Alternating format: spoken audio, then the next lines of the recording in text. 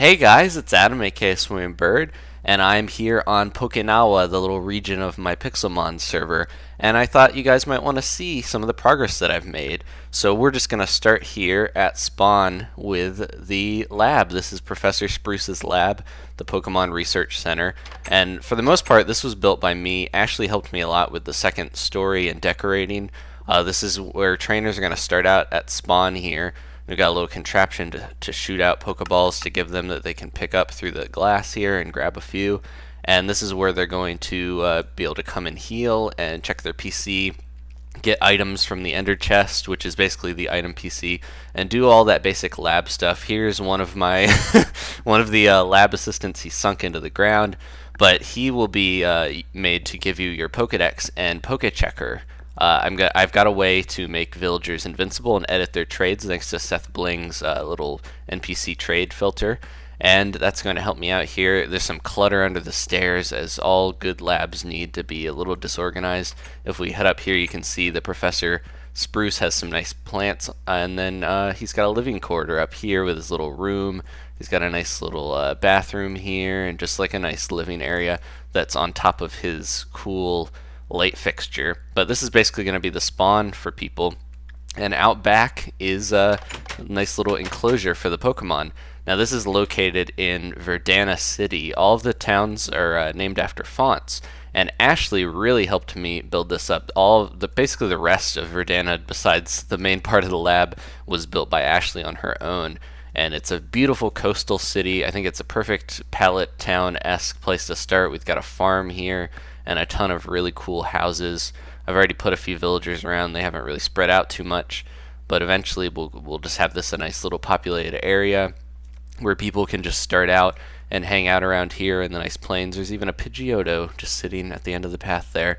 But this is where all the trainers will be started out, but there is a path already leading off to the next town, so let's head in that direction.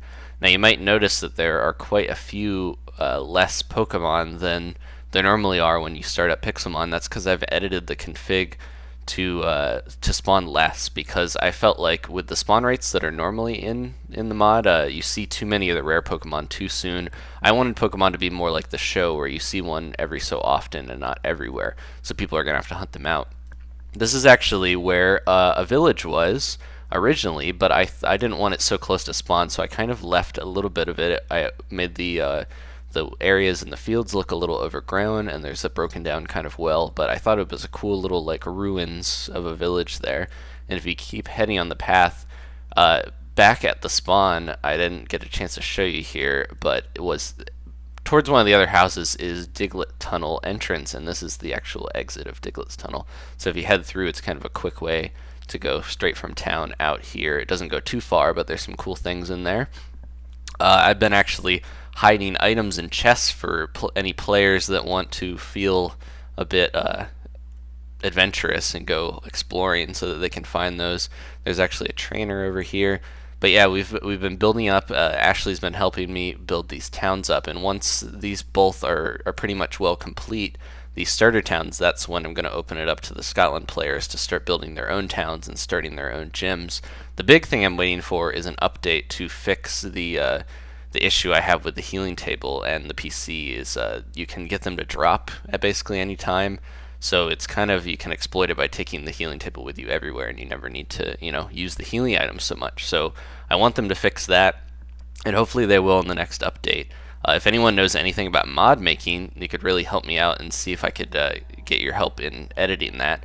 But until now, for now, I'm just going to wait for the update. Now this is Luca City. This is the second town. There's no gym here, but this is going to be the first place where there's a Pokemon Center and a Pokemart, and I'll go into those in a sec. But as you can see where this Arbok is over here, there is a nice Pokemon battlefield. Heartman helped me build this, and this is where you'll be battling. If you have a scrap with a trainer at the Pokemon Center and you want to come out here, you can. The people can just battle. The problem is that this is so big that if you throw a Pokemon out, which I can do an example here. I will throw out my Bulbasaur, and he will jump right back to me, or just keep heading back. So when you battle on a field this big, you're going to want to be at the center here and just kind of throw them in the middle. I'll probably build the battlefields in the future a little smaller than this, but I think this looks pretty cool. Now, this is Ashley's kind of gone through and redecorated the default village that had spawned here to make it look even more interesting. She's not finished with this stuff. She's still building up around the edges, but I think it looks really good so far. Let's head inside the Pokemon Center. I can show you. Now, I built this. This is the Luca City Pokemon Center. Now, right when you come in, there's a nice little hearth here. You can smelt and craft. Like if you sit around this tiny area here, you can basically do all your crafting and smelting without having to move a bit. So it's kind of a little convenient there. And it's just a nice little place for trainers to hang out. If you look to the left here, we've got a nice row of PCs, including enter chests at the bottom. And most people are going to want to head straight back because this is the healing table. And if you listen here, I can turn the volume up a little just in case you couldn't hear that. Now listen for the note blocks. There's always like a delay, so it sounds different every... Ooh, jeez. Creepy. I gotta light this place up a little better. There's like a delay sometimes, but yeah, it's supposed to be just the healing sound. And there's our Nurse Joys here in purple, and this is where you get your healing table, where you can heal all your Pokemon. To the left of this healing table, the nurses actually, I haven't figured out what they're going to sell or trade, but I will make them invisible as well so they can't be killed by anybody. You know, I'm going to do that with the NPCs so that I don't have to set them back up again with trades. Over here we have anvils, more crafting tables and furnaces. To the other side of this is the waiting area for people with their Pokemon in intensive care. Upstairs, as you can see on the sign, is the trainer suites, the brewing stands, and the enchantment area. These suites are built with a few bunk beds in mind where you can get a few snacks and just kind of rest. My intent is that when people travel around, they will come into the Pokemon Center and basically just stay there when they're in town and just keep moving their bed as they go, so that they have a spawn point that shifts as they travel. But there's the fire suite, the water suite, and the grass suite. They're all very similar.